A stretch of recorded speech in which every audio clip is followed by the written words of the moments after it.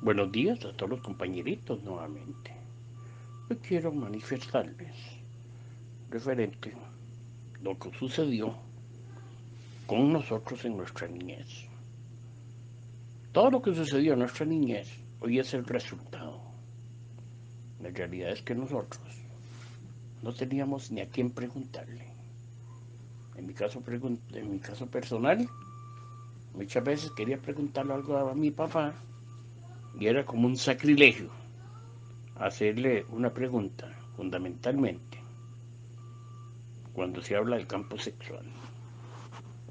Nosotros fuimos criados a la antigua, donde era un delito hablar de sexualidad. Dios guarde hablar con un adulto, como hablar mal de un padre, hablar mal de una monja. Todo eso era un sacrilegio. Qué cierta es esta premisa. Desgraciadamente nuestros padres no fueron educados para criar hijos, y menos en pacotilla.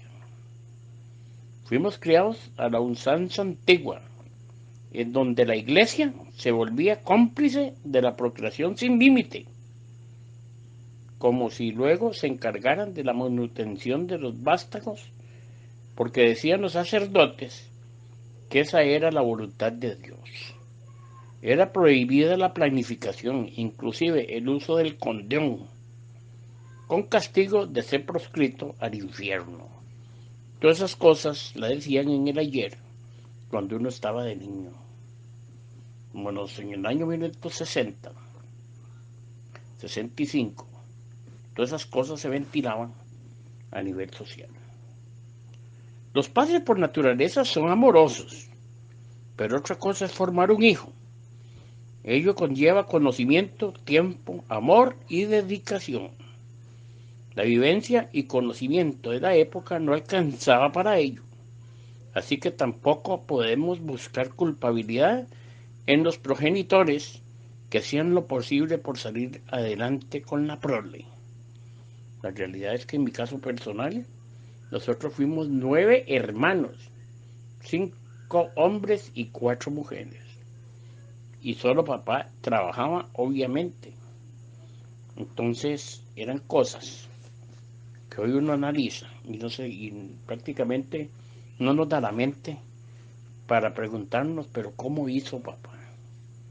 Entonces resultaba prácticamente imposible educar un niño para enfrentar relaciones adultas.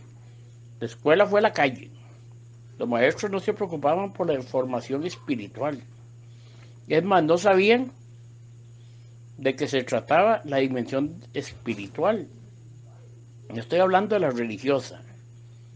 Y como consecuencia de una problemática multifactorial, no aprendimos a interactuar adecuadamente. Yo me acuerdo que yo no podía hablar con un adulto porque me tenían prohibido. Entonces uno tenía que aprender casi que a la brava. Hay una pregunta sexual, entonces la preguntaba al papá y lo que se podía sacar es una fajeada terrible. Nuestra generación creció llena de miedos a todo y a nada. Miedo a la gente, miedo al triunfo, miedo al amigo, ergo miedo a socializar, lo que nos convirtió a muchos en psicópatas. Para nadie es un secreto. Yo tuve un amigo que con los años se convirtió en psicópata. Ejecutó 4 amigos, los ahorcó porque llegó a padecer de esa enfermedad que se llama psicopatía. Purgó 20 años de cárcel a pesar de que eliminó 4 seres humanos. Y hoy anda ahí, aquí en Alajuela, trabaja en una pizzería y es una persona de respeto. Hoy, para escapar de la realidad, algunos de ellos ocupan puestos públicos.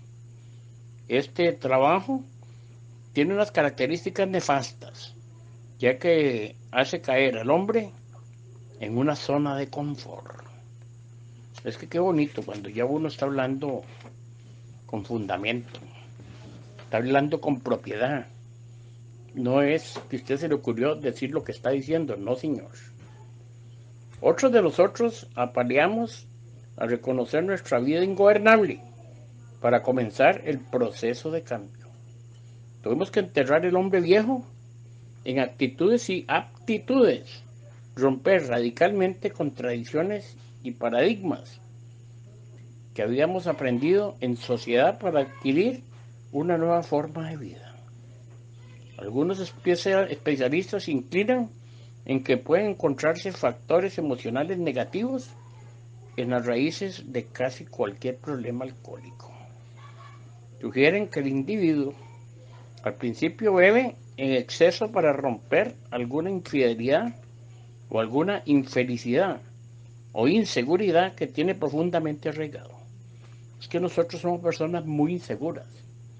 Aquí, conforme pasa el tiempo, usted va adquiriendo ahora sí mucha seguridad, pero tiene que recuperarse, porque de lo contrario se queda rezagado.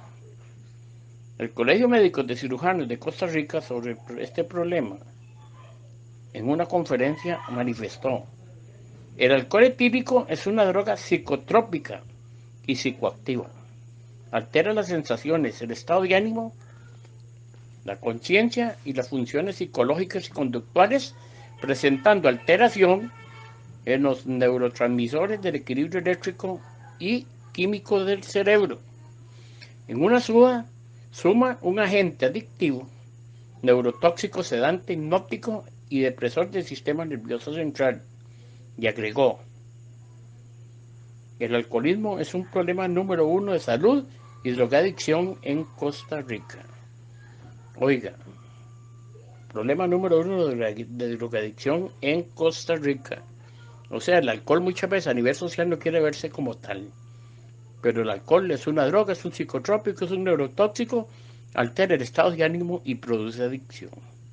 Entonces sigamos trabajando para ver si logramos erradicar esa obsesión tan terrible que padecemos los enfermos alcohólicos hacia el licor. Bueno, compañeritos, los dejo hasta aquí. Nos vemos mañana, si Dios quiere. Chao.